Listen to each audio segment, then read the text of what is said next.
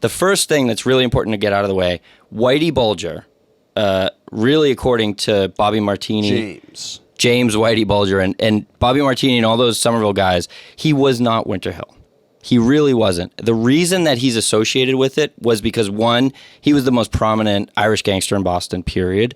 And Winter Hill was the biggest, baddest, strongest Irish mob in the city. So he actually worked to affiliate himself as the leader of Winter Hill because it was like being king of the hill, holding the crown. Whoever ran Winter Hill essentially was the highest of the high in the Boston Mafia. I mean, the Boston Irish mob. He was working with the FBI, and he got 21 people indicted and sent to prison.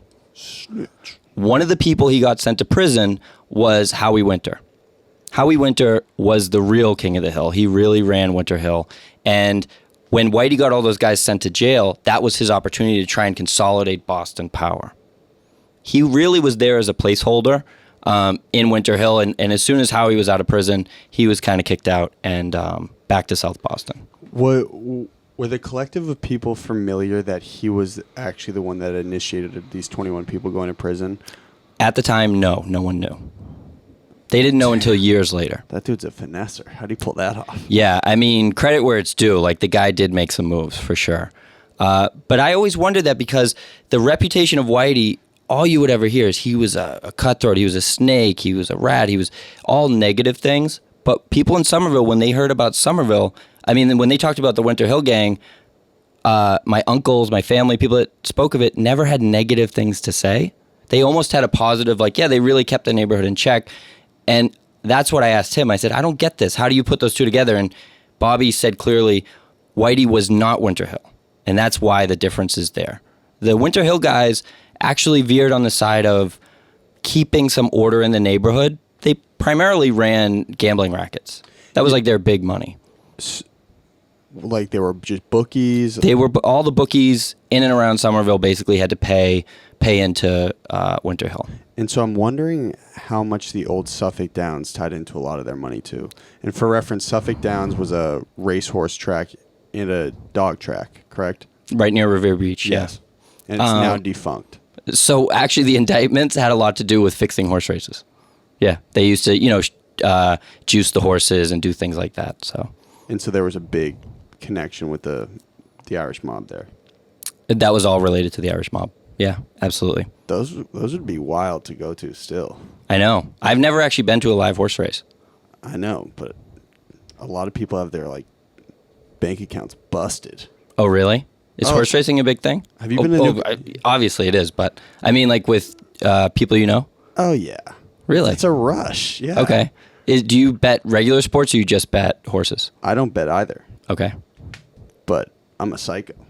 Anyone who wants to live on the edge, I would bet on some horses. Okay. So I think one fascinating thing is what would the day-to-day of someone who doesn't have a job and is just affiliated with organized crime be like during this time?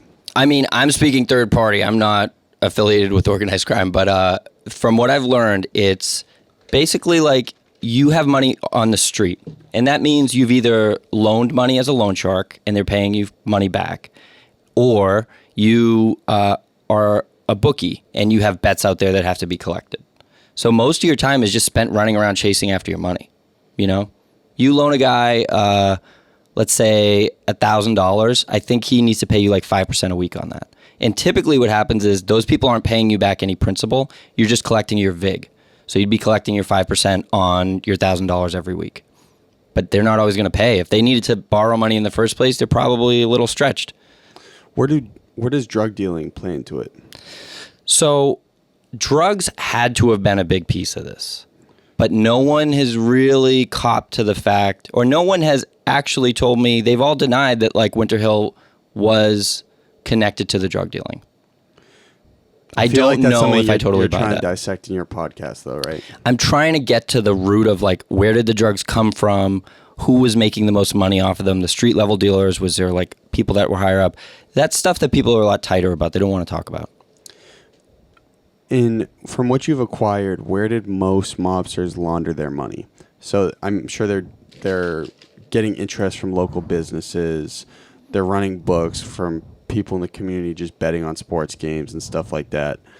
But I think a lot of people, when they think of organized crime, they'll think of The Sopranos and like how Tony Soprano was laundering all his money through his like waste management company. Yeah. What were like the institutes that a lot of them were using at the time? They had businesses. So they ran bars, a lot of them, or clubs, or they ran like little garages. So Marshall Motors was a place. It was on Marshall Street in Somerville, and it was a garage. And they basically, you could write a lot of stuff on your books there. They had Pal Joey's, which is the shirt that I'm wearing now, actually. That was a nightclub. I don't know if you know where the post office is on Broadway. It was in the basement of that. It was a big nightclub. They had like a stage. They would all hang out there. So those kind of places, they would run the money through that.